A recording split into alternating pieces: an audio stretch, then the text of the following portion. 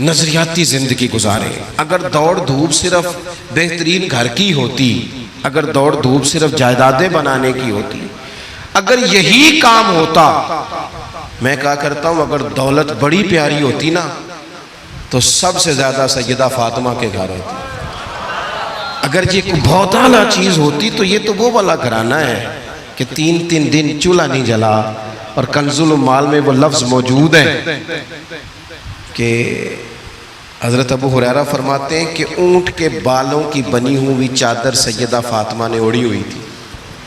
اونٹ کے بالوں کی بنی ہوئی چادر، اور وہ چکی پیس رہی تھی، چکی چلا رہی تھی. کہتے حضور نے دیکھا تو نبی پاک کی آنکھوں میں آنسو ضرور آئے. اور پتہ محبوب نے کیا فرمایا؟ یہ کنز المال میں موجود ہے. محبوب فرمانے لگے شہزادی دنیا میں تھوڑی سی تکلیف برداشت کرو، آخرت کی ساری عزتیں اللہ تمہیں ہی عطا فرمائے. سبحان اللہ. یہ تھوڑی دشواری ہے. یہاں ہر بندے کی بیٹی دکھی نہیں، جس کو بھی پوچھ لیں دکھی ہے، جس سے بھی پوچھ لیں. حضرت جی دعا کرنا، پیر صاحب دعا کرنا، مفتی صاحب دعا کرنا، بزرگوں دعا کرنا. کیوں جی؟ بیٹی بڑی تکلیف میں. کیوں جی؟ کہتے سسرال والے کام بڑا کراتے ہیں. چکی پیستی ہے، لیپا پوتی کرتی ہے، اس کے ہاتھوں میں چھالے پڑ جاتے ہیں. ایسا ہوتا ہے کہ ستو کبھی آ جائیں تو پھر سارا دن ان ستووں پہ ہی گزر جائے. کبھی ایسا ہوتا ہے کہ 3 دن روزے رکھے جائیں اور ایک کھجور اور ایک پانی ملے افطار سحر کے وقت. یوں بھی کبھی وقت گزارا ہے. اور میرے عزیزوں یاد رکھنا، ہم نے جو مزاج اختیار کر لیا ہے نا اس وقت، یہ جو پوری دنیا میں گاڑیاں بھاگ رہی ہیں، ملک سے باہر لوگ جا رہے ہیں، دولتیں جمع ہو رہی ہیں، یہ ضروریات کا رٹا نہیں، یہ ضروریات نہیں، یہ خواہشات ہیں.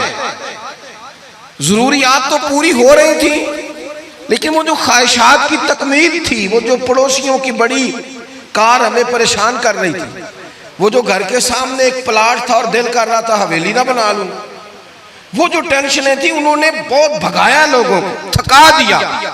نظریاتی زندگی، اور نظریاتی زندگی میں کچھ کرنے کا عہد، کچھ ارادہ کیا جائے کچھ کام کرنے کا. دیکھو سارے لوگ ساری ڈیوٹیاں تو نہیں کر سکتے. میں یہ مائک اپریٹ نہیں کر سکتا، تو پھر میرا خیال ہے مجھے اس بندے کی بھی قدر کرنی چاہیے جو اسے چلا سکتا ہے. جو کام میں گاڑی میں سفر کرتا رہتا ہوں، وہ کہاں گھوم آتے ہیں تو میں تو سو جاتا ہوں کئی دفعہ گاڑی میں، لیکن ڈرائیور کو لوگ ڈرائیور کہہ کے پکارتے ہیں، حالانکہ تو سویا ہوا تھا، وہ تو جاگ رہا تھا. اس کی اہمیت کو سمجھنا چاہیے. ہم نہ زندگی میں کوئی بھی کام کریں، ایک تو کام کریں اور جو ایک کریں زندگی میں، لیکن ذرا سونا کر کے کریں. کوئی ایک مقصد بنا لیں، کوئی ایک مقصد ہو، کوئی ارادہ ہو، کوئی پروگرام ہو. نہ سمجھ آئے تو بخاری میں حدیث موجود ہے، ایک بوڑھی اماں حضور کی مسجد میں جھاڑو دیتی تھی. اور چلو کچھ کرتی تو تھی نا یار.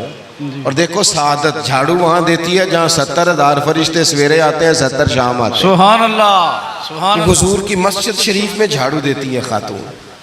ہمارے ہاں تو خیر امام خطیب کی بھی کوئی قدر نہیں ہوتی، کوئی نہیں ہوتی.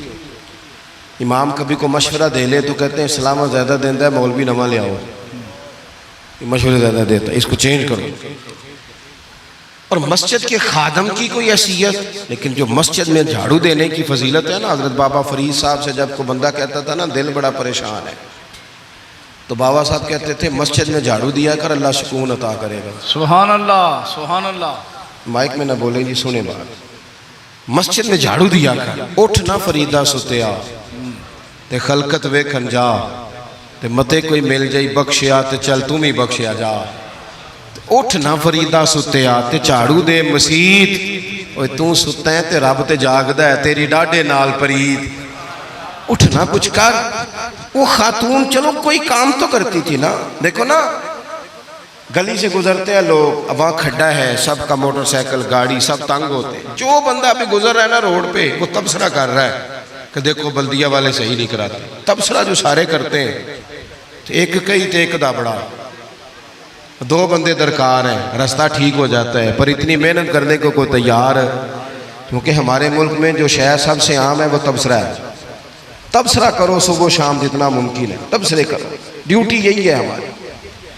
وہ خاتون مسجد شریف میں جھاڑو دیتی تھی، کوئی زندگی کا مقصد تو بنایا، کوئی نظریہ تو ہے۔ صحابہ نماز پڑھ کے چلے جاتے، خاتون جھاڑو لیتی، حضور کی مسجد شریف میں جھاڑو دیتی، بیمار ہو گئی، قربان جائے، حضور تیمارداری کے لیے تشریف لے گئے، رات کو انتقال ہو گیا، ٹھنڈ کا موسم تھا، حضور کا حکم ہے جلدی تدفین کر دو، صحابہ نے تکلیف دینا مناسب نہ جانا، اس خاتون کی تدفین کر دی۔ سارا کچھ جاننے والے رسول جو فرش پہ کھڑے ہو کے عرش کی خبریں دیں، وہ تشریف لائے اور آ کر کے پوچھا خبر کیوں نہیں دی مجھے اس بوڑھی کے جنازے کی؟ کوئی کام تو کرتی تھی نا، کوئی ڈیوٹی تو تھی نا، خبر کیوں نہیں دی؟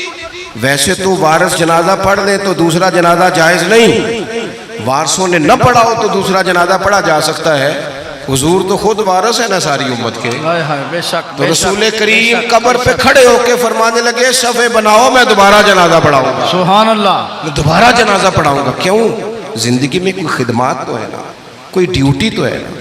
پہلے تو ہم کچھ کرتے نہیں، اور اگر کرتے بھی ہیں تو صرف دوسروں کا دھیان ہی رکھتے ہیں، دوسروں پر توجہ ہوتی ہے کہ فلانا فلانا، بھئی آپ اپنا کام کریں، کچھ زندگی میں کر گزریں، کوئی ڈیوٹی کریں۔ اگر زندگی نظریاتی ہوگی، دیکھو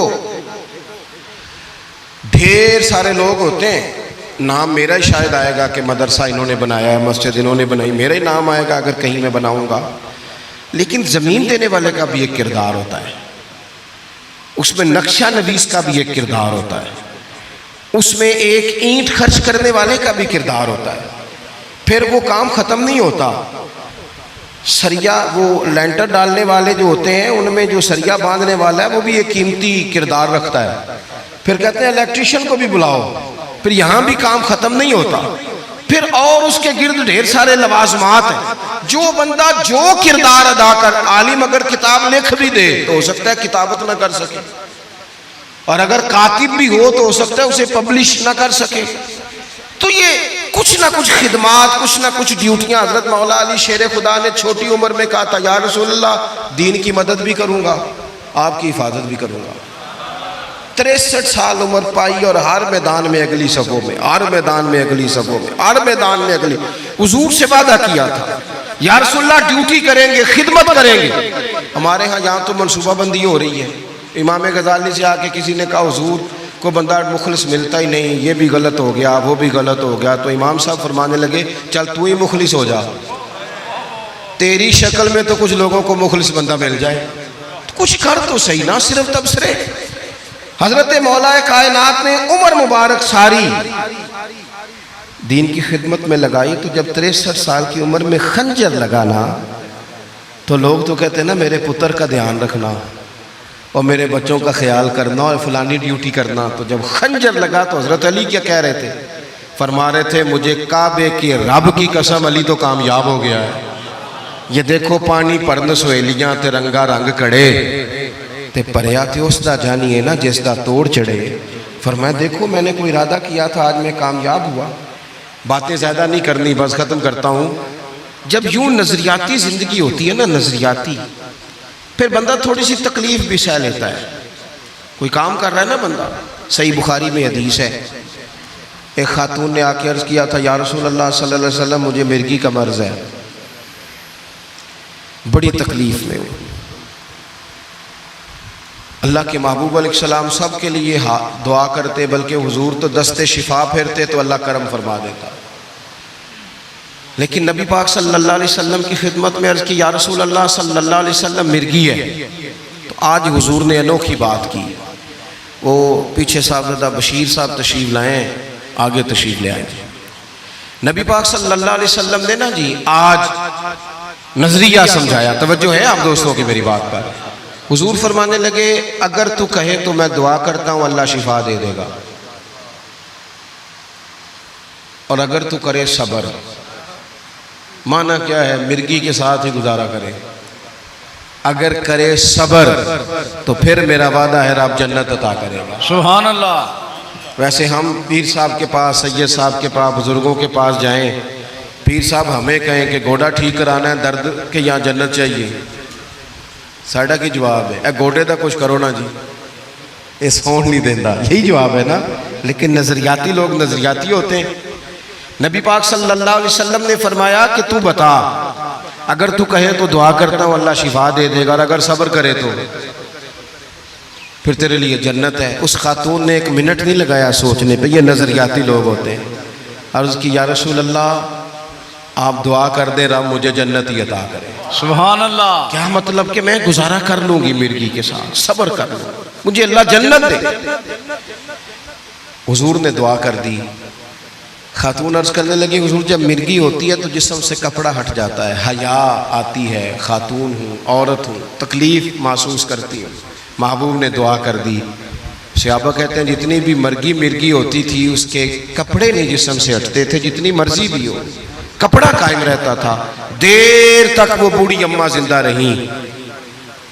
خواتین ایک دوسرے سے کہا کرتی تھی کسی نے جنتی دیکھنی ہے تو اس بی بی کو دیکھو، اسے دنیا میں حضور نے جنت کی بشارت عطا کی۔ سبحان اللہ۔ نظریہ ہوتا ہے، نظریہ۔ ویسے آنا جانا، تصویریں بنانا، گھومنا پھرنا، پلاننگ کرنا چلتا رہتا ہے، لیکن جو نظریاتی لوگ ہوتے ہیں انہیں ذرا تھکاوٹ بھی تھوڑی ہوتی ہے۔ نظریے کے لیے کام کر رہے ہیں نا، وہ بھاگتے ہیں، ان کا بھاگنا انہیں تھکاتا نہیں۔ جب آپ نظریاتی ہیں تو صبح قیامت پہ نظریاتی اور غیر نظریاتی لوگوں کا نتیجہ کیا ہے؟ یوم نحشر المتقین الی الرحمن وفدا۔